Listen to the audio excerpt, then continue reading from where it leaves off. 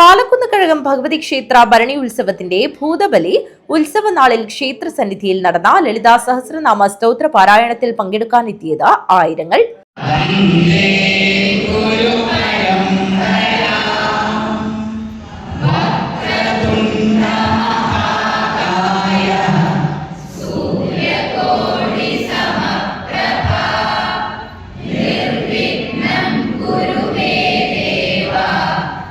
ക്ഷേത്രത്തിലെ 40 അടി ചുറ്റമ്പല വിസ്തൃതിയിൽ ഉൾക്കൊള്ളാനാവാതെ വിഷ്ണുവിന്റെ പള്ളിയറ തിരുമുറ്റവും പാരായണപ്രിയരെ കൊണ്ട് നിറഞ്ഞു. ആധ്യാത്മിക പ്രഭാഷകൻ കൊപ്പൽ ചന്ദ്രശേഖരൻ, എടമന ഈശ്വരൻ തന്ത്രി, പെരിഗമന ശ്രീധരൻ നമ്പൂതിരി, ബദിയടുക്കം ഇക്കേരി പി രാമ മാസ്റ്റർ, തൈരേ ക്ഷേത്ര ട്രസ്റ്റി വെങ്കിട്ടരമണ എന്നിവർ യജ്ഞപാരായണത്തിന് നേതൃത്വം നൽകി.